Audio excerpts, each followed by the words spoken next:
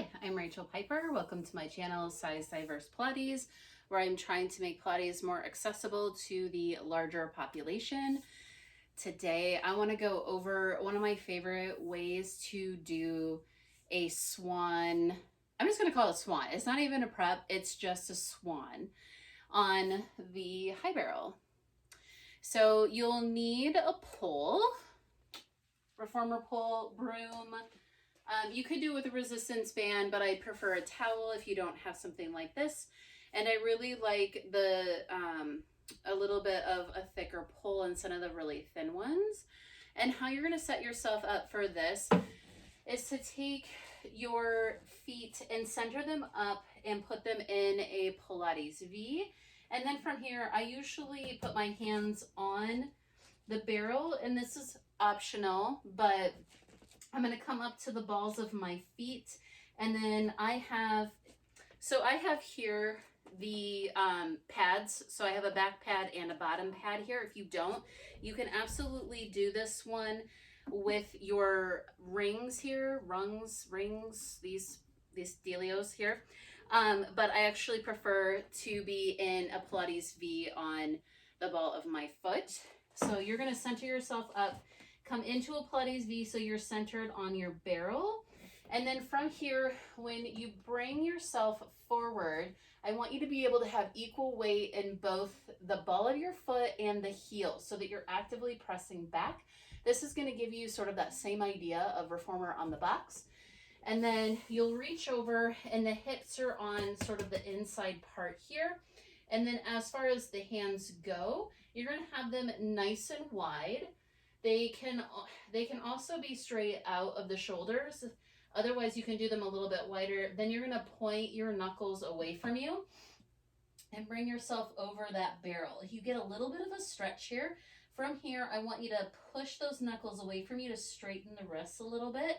And then you're going to push into your feet, bring the bar up to your ears, push into your feet, and allow yourself to pull out on the bar to lift yourself up and back. The knees can bend a little bit, and that's okay. Then as you reach away, straighten the legs and allow your upper body to come down with the arms. So the arms stay with the ears. And you're still pressing into those feet. So balls of the feet, heels, and then do that again. So if you took your bar here, first you bring that bar to the ears, then you reach out and away, press the hips in, press into the feet. You can bend the knees a little bit here if you need to, come back into your extension, and then come up and out and pull out on that bar, press those feet down and away, and then one more. Reach out, arms to ears, press the hips forward, come back into that extension, then reach up and out through the legs, through the butt, all the way up and over until you kind of reach up over that barrel. And that is a little bit, well, that is a swan. And you can do any variation. You can have your hands on the barrel and reach up into a swan and all of that. I like the bar because as you reach out and lift the arms up, you can connect your arms to your back, and then you can do that extension with a little bit of connectedness to your back. So extension isn't just like throwing the heart forward really and extending back here, but it's really like, how can we work those upper back muscles to come back?